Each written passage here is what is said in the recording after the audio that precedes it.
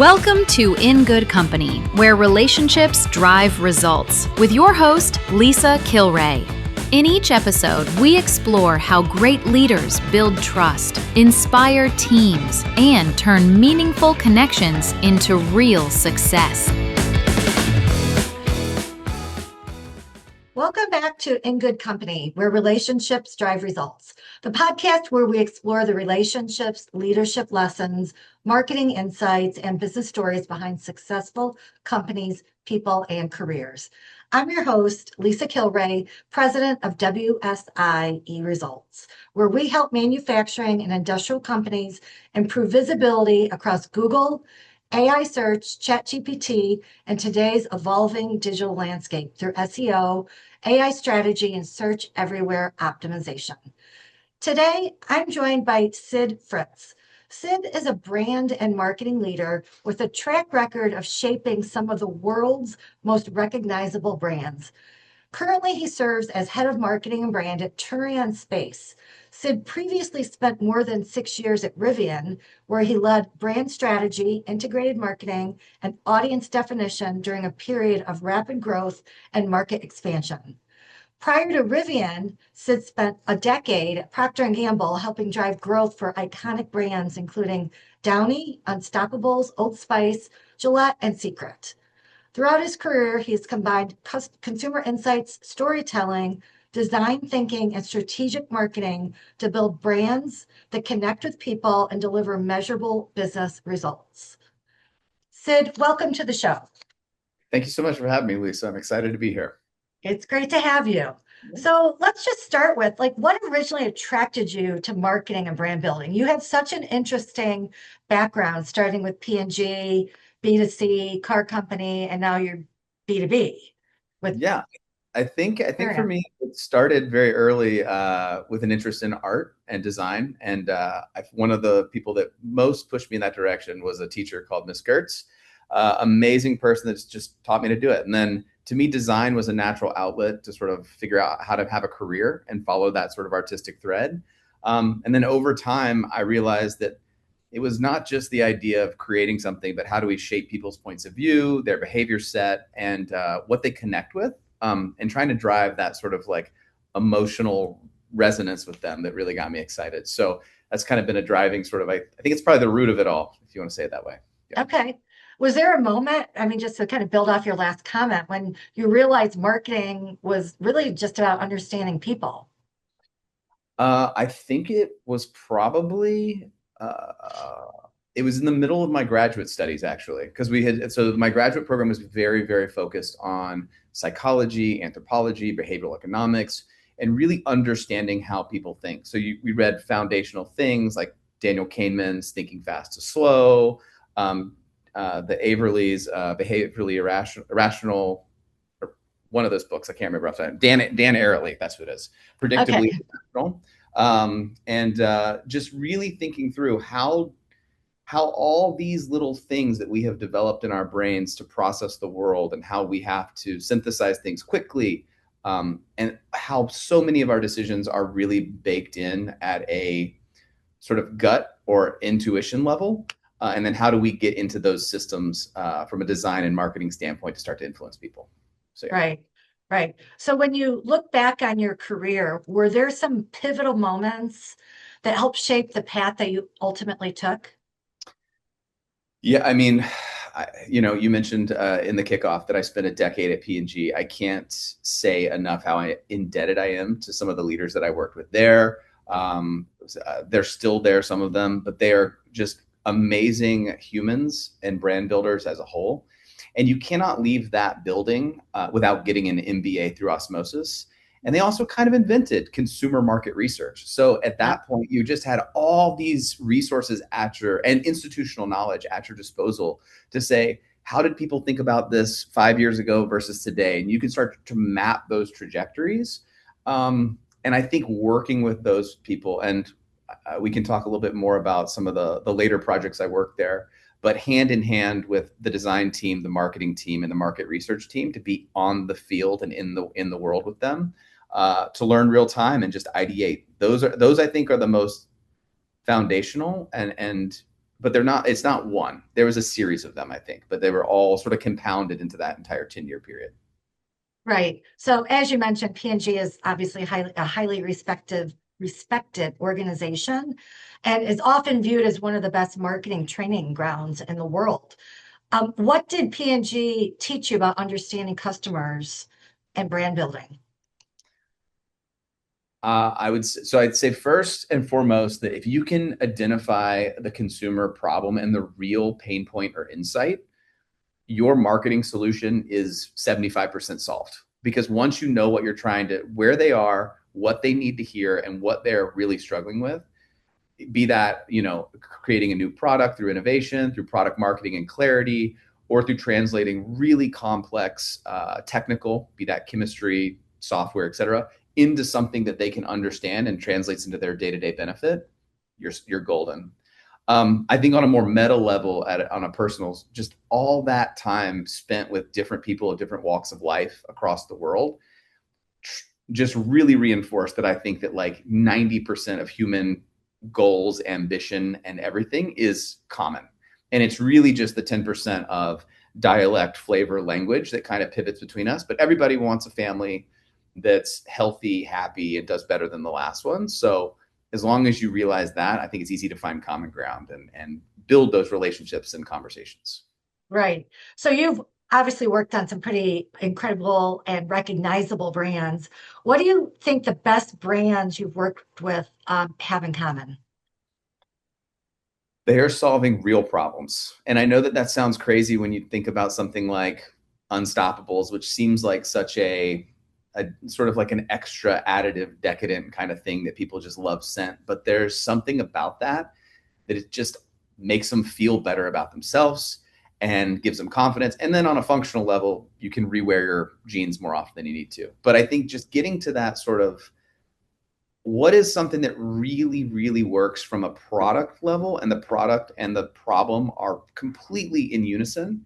And then you find a really creative articulation that works with your audience that breaks through all the other noise they're hearing. I mean, you mentioned in the kickoff working with different Google AdWords and everything else, the amount of ads and content people are exposed to now to break through that, you've got to find something that just hits them in the gut. And so that's what's really great there. And again, Right. build insights. And why do you think so many companies struggle to truly understand their customers? And companies like P&G, have kind of figured it out. It's an investment. And I think we're kind of in a weird moment in time where everything is getting accelerated and optimized, and efficiency is the top of mind word for a lot of leaders. But to do real consumer work takes time, energy, and funding. And to do that, you have to be in the room with them. You have to talk with them. Yes, there are shortcuts, and you can sort of get the top layer. But I think about mining insights as a little bit like digging or mining for gold, right? If you just have a small shovel, aka a small budget, you're just going to scrape the top surface off. Then you get a little bit further. But to get to the real ore and the real root of everything is going to take time and a deliberate team to get down there. And I just think that right now we're at a place where it's very hard for startups to do that unless they've already stumbled across an insight. Right. And something that's a really motivational thing there. And then for bigger companies, it's easy to just confuse something you recognize online with an insight. So, yeah. Right. So just to kind of build off that, Rivian, not that long ago, was a startup and became one of the most talked about brands in the automotive industry before most people had ever seen one on the road. Yep. What lessons from Rivian apply to organizations that don't have those billion-dollar budgets?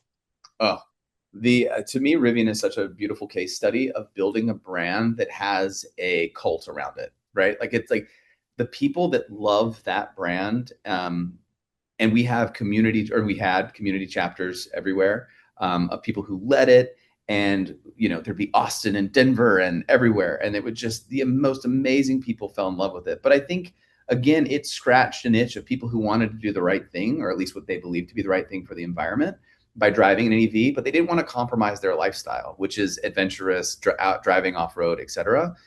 So you combine that sort of tension in the market, or this white space in the market, with a really beautiful timeless design sensibility. And it's beautiful and it works really, really well. I think they also stumbled across that. If you look at the history of Rivian before it kind of came out of stealth, they actually started in a completely different place where it was a two-door coupe. And at the last minute, they scrapped it and said, you know what, if we really want to make this work, we've got to go after the SUVs in the truck market.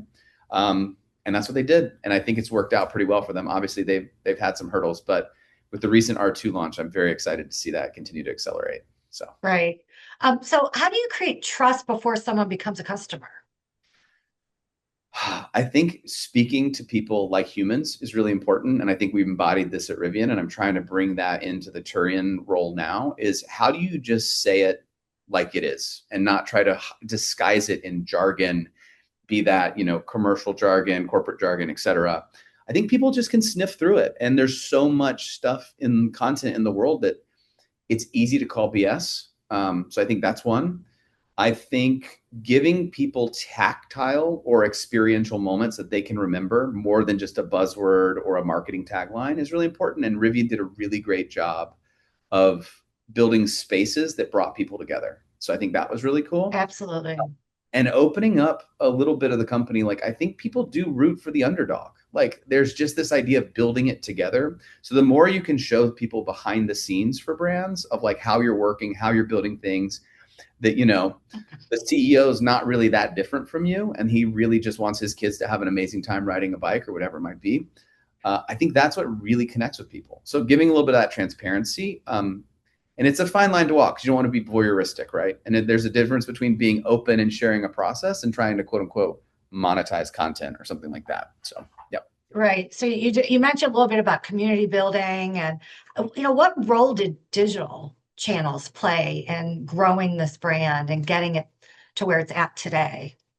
Yeah, I think digital was always front and center. It started as a digital first brand, as you mentioned, before the cars were on the road.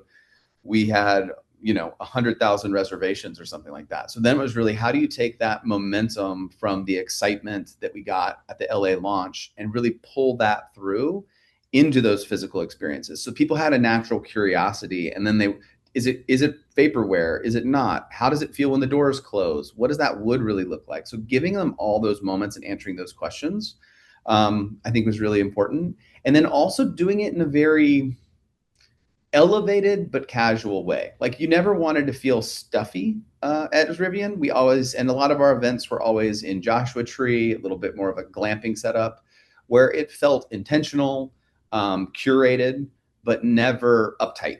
And I think there's something where even like your highest net worth customer can feel like they can just relax and be themselves and, have a cocktail or whatever it might be. It feels good. So I think that's part of the Right. part of Right. So let's talk a little bit about Turion Space. This is your new home. Yes. Tell us a little bit about Turion and what they do. So Turion is working right now to build and operate satellites, mission software, and payloads, which is sort of what a satellite would carry to do different things, to really deliver on 3 different core areas. We call that, first one is tactical space. So when you think about things like the Golden Dome project or other reconnaissance missions that the DoD is looking after, we're kind of going after those contracts. We've already gotten awarded a few, which is great. 2, we've got our mission software, which both works for us, but it also works across a broad spectrum of our sort of like peers in the industry. So if everybody's launching satellites, there's going to have to be a control center that pulls them all together. So that's what our Prism software does. And then finally, space logistics. So again, I was not coming from aerospace, but I've learned quite a bit. And there are many, many orbits. So to get between them is quite difficult. So we have another product that will help us get between different orbital layers. And I was brought on because the company has had pretty rapid, a trajectory and growth, but they recognize that the story isn't tight and solid, and it needs to find that sort of human connection, right? So we're leaning into a vision of the future, which we are calling resource extraction. And it could also be called asteroid mining, which sounds a little sci-fi. But if you think of that as like the long-term moonshot, all the things we're building in the way to get there are going to be standalone businesses. So yeah, it's a really fun story to tell. I'm learning a lot. I feel like I'm getting a PhD in aerospace every day when I talk to the smartest people here. I guess you have to. I mean, when you join a company like that. It's So who is your target audience? I mean, you mentioned the Department of Defense, and are they all government right. departments that you're selling to? So right now, like most sort of like transformational technologies, it is often the government or the Defense Department that invests first. But the goal is to be dual use and to go into commercial applications with other commercial contracts soon, as well as other parts of the government like NASA and sort of the civil space there. Mhm. But when I think about our audience from a brand standpoint, I think there's three really right now. We've obviously got the people that are interested in our products as buyers, which I just mentioned and talked about. We've got talent.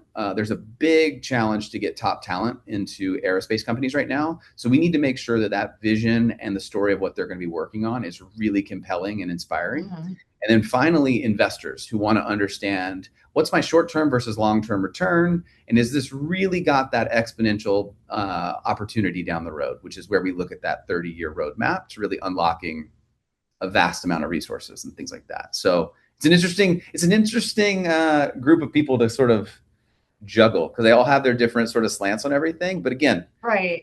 finding those core truths that are common across all three of them are sort of what we're working through right now. Right. So you're looking for employees, investors, and buyers of Yeah. your products and services. Right. So obviously, I mean, you're in a very, very technical industry and company. Yep. Um, and the world has changed with AI. The customer journey looks very different. Yep. People search differently for Yep. jobs, Oh, yeah. investment opportunities and products and services. How does that impact how you market or go to market with Turion? Yep. So we're definitely making some pivots. Right now, we're going and we're finishing as we speak, sort of what I would call our rebrand and our brand story. So that's been solidified, and that to me is the foundation of everything. So once you get that core foundation done, going into different channels is a little bit easier because you know exactly what you need to say and who you're speaking to. So right now we're investing in a lot of what is being termed, I guess, AEO, or how do we really make sure that our company and our products and our sort of expertise is showing up in language models the right way and in results. So for example, if someone searched space logistics or space domain awareness, Turion would show up as like a company that's providing that. Yep. So that's one thing we're doing, and that it's been very informative of like how do we make sure we're showing up in the right third-party media, like podcasts, your main news outlets, et cetera, as well Interesting. as Interesting that well. you're here right now. So, Exactly. And then also writing more white papers so that our leadership really starts to take a spotlight as being thought leaders in the industry is something else.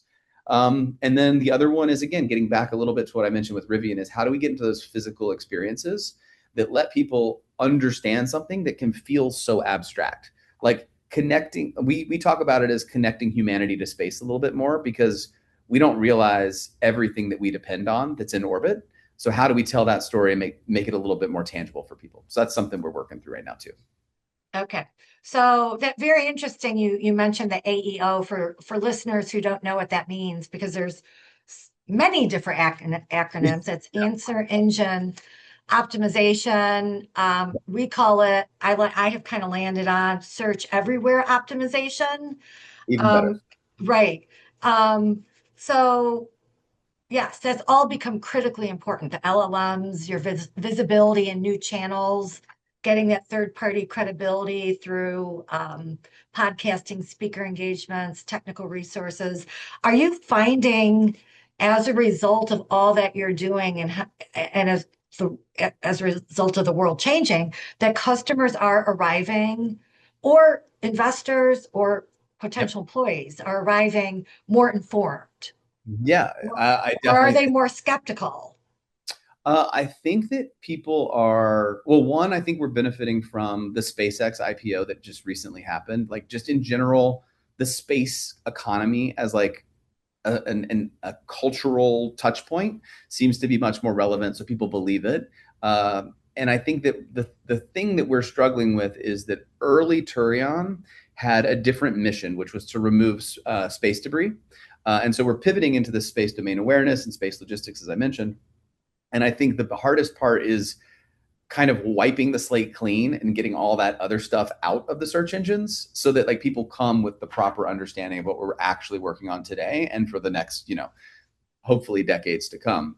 So I think that that's the biggest thing. But in general, I do think people are coming with a better grasp on the industry, and then kind of refocusing them. And then it's very clear to them to understand like, oh, you've been on this, government contract, you've done this.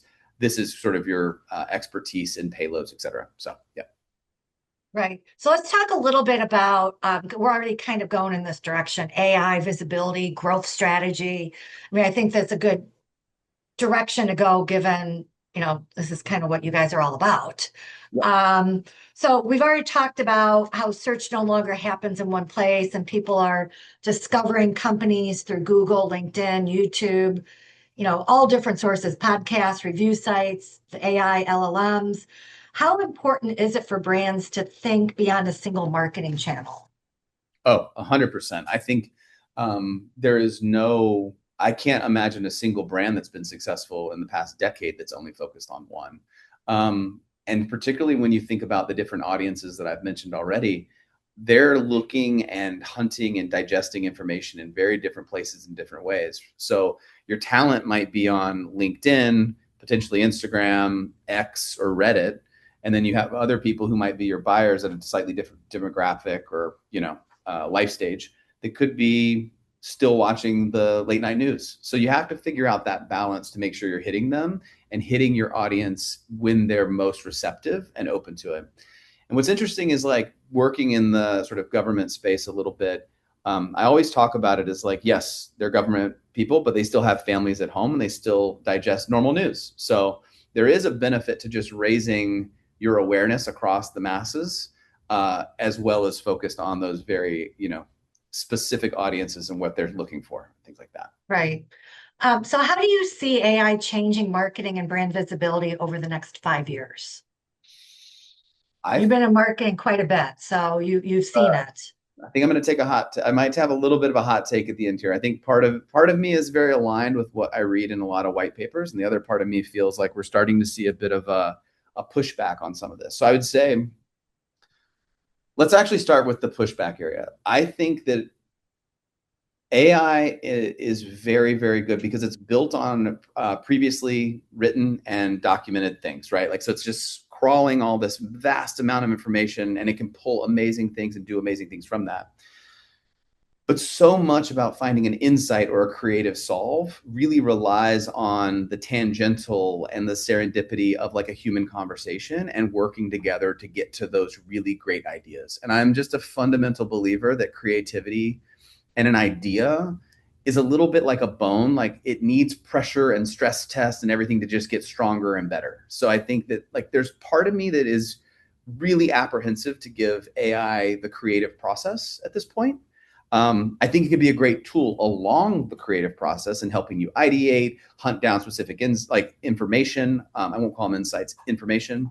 But it still needs a little bit of that human intuition to make the magic of it, because again, a great idea is going to make you feel something. And I don't know if AI is at that point where it can really digest what's going to do there. So that's where I think I might be slightly divergent, just at the core base idea generation level. When it comes to accelerating like the application of things, completely on board. Because once you have your great idea and the right toolkit, the right assets, the right messaging, using AI to extrapolate that across channels and across audiences to make sure it's customized, relevant to them, and showing up at the right time and place with even better targeting, easy, no brainer. I think it's a great tool, and I think we can definitely use it. So I hope that answers the question. No, it does, and I agree with you. I mean, at WSI, our whole thing is, there's always got to be a human in the loop. Yeah. AI can't do it all, and if AI is doing it all, it's probably not a good thing. It's a tool that's being used by humans, and whether it's creativity, which is, I know that's where you started out with the graphics part of things. Yep. I mean, it sounds like you're an artist at heart, or whether you're in finance. I mean, you can't let AI run the show and draw all the conclusions. So marketing is often viewed as campaigns and content, but in reality, it's highly collaborative. How important are relationships between marketing, sales, product development, engineering, and leadership teams? Whew, that's the whole can of worms right there, Lisa. I mean, like, Right. it's I think I never want to refer to marketing as being just in service of the business, because I think the marketing leads the business often, but it does take a lot of understanding of what are those different leaders need and what are those different functions need. What product is coming? What is its real benefit to the user, either technical, emotional, etc. Sales, what are our challenges? Because what I've found is that when those leaders feel like they're heard and you have a real candid open dialogue and relationship with them, they're more willing to understand that you might take a risk, but it's a risk in service of what they need. And I think that, to me, allows you a little bit more freedom in your marketing execution. And those have been the moments that I feel like with Real Rivian Adventures, for example, that was the first time we'd ever done paid advertising at Rivian. And we went out on a limb. We had a great creative team with us, and we workshopped it a ton internally. And it ended up delivering the business results we needed, both to sales. It communicated the product benefit very clearly, so the product team was super happy, and everything else. And again, those aren't check boxes; they're ongoing dialogues. So you try to bring them along the process as much as possible, because no marketer or any leader, at that matter, wants to be caught at the end with something they feel like they can't use or that people aren't happy with. So I feel like it's just an ongoing relationship there. Yep, completely agree. So many companies have exceptional products and services and decades of expertise, but they're still relying on growth channels that worked 10 years ago.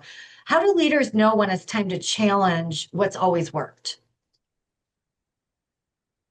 When it feels like you're not getting the ROI you need, right? Like, I mean, like there's core metrics there. And then I also think it's interesting, we're doing this right after the Cannes Lion Festival out in France, where it felt like the idea of like creator economy is sort of hitting a saturation point. So it's sort of like what's coming next and how do we even democratize that further? So it's something that I'm thinking about. But you see these other ones pop up, like Reddit is becoming quite influential. So how do you engage on there? And it can't have traditional approaches. Like, it's not a one-way thing. It's much more conversational. And it relies on other people and word of mouth and that sort of grassroots energy to kind of support your brand, versus just telling someone like in a 15 or 30-second spot on, a streaming platform.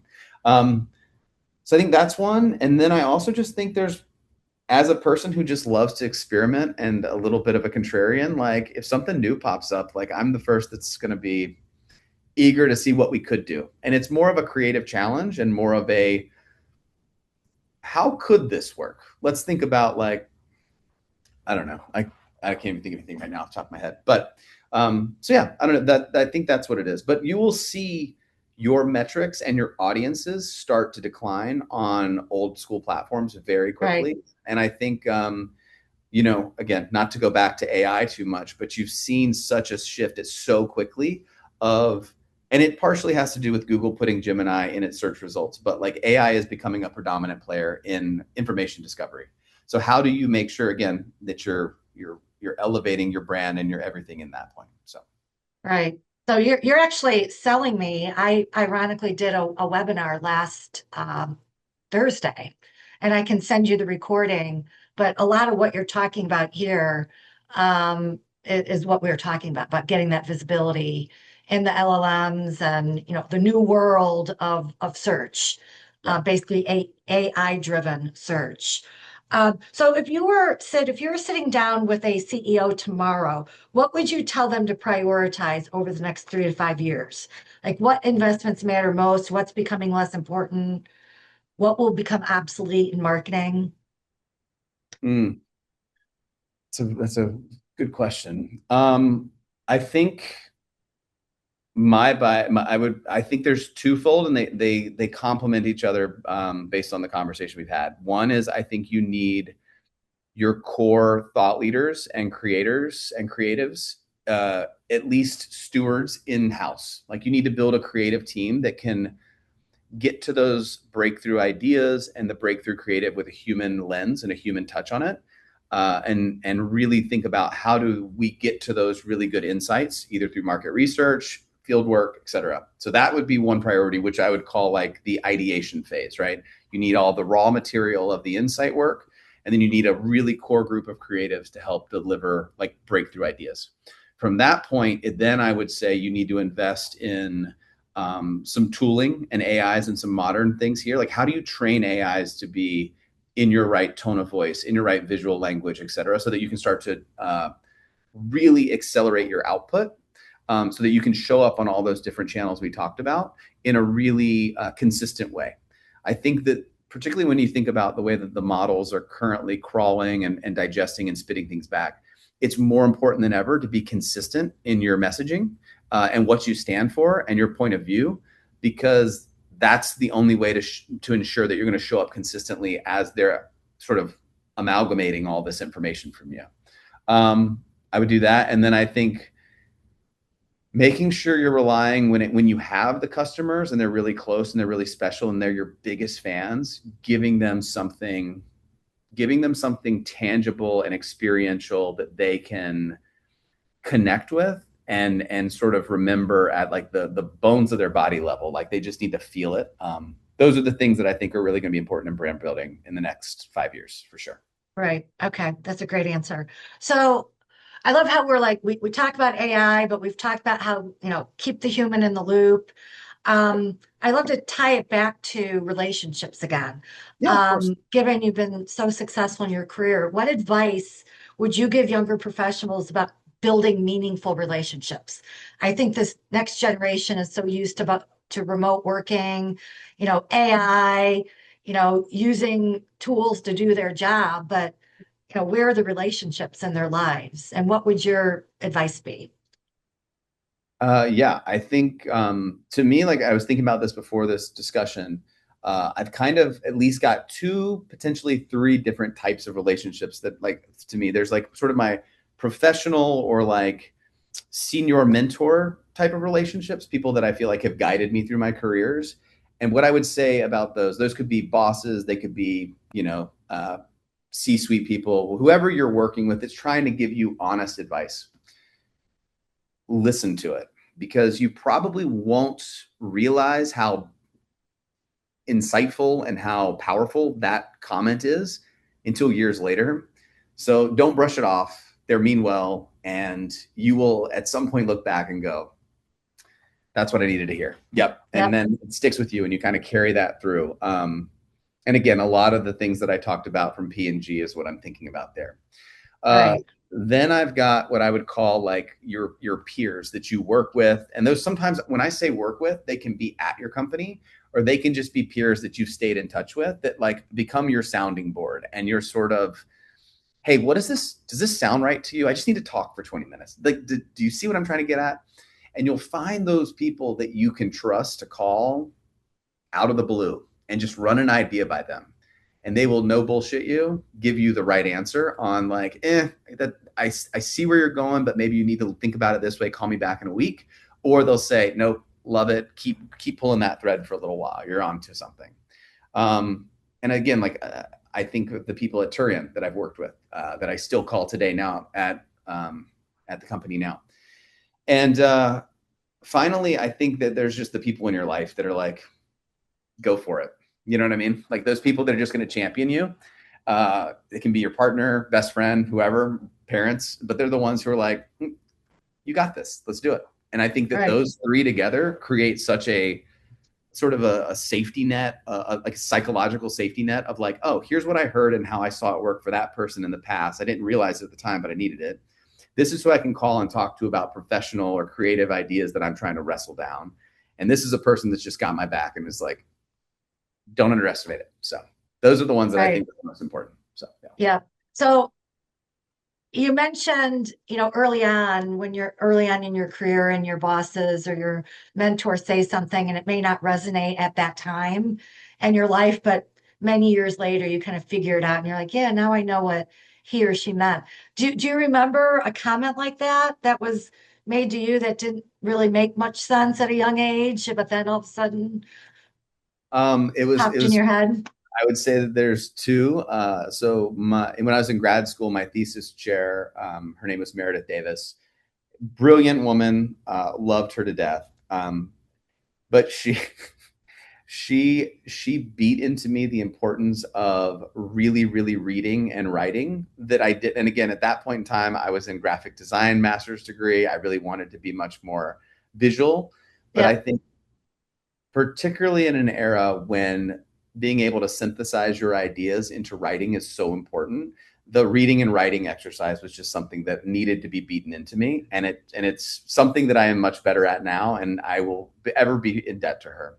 When it comes to professional, the leader at P&G, he once just sat me down and just continually asked me, but how does this solve the consumer problem? But how does this solve it? And getting that, at the time, it felt a little pedantic and a little annoying, but at the same time, it actually got me to realize, like I said, if you can't solve the problem for the consumer, you're not doing anything. No matter how beautiful it is or how clever it is, if you can't actually solve something for them. And so that's where I always try to get to.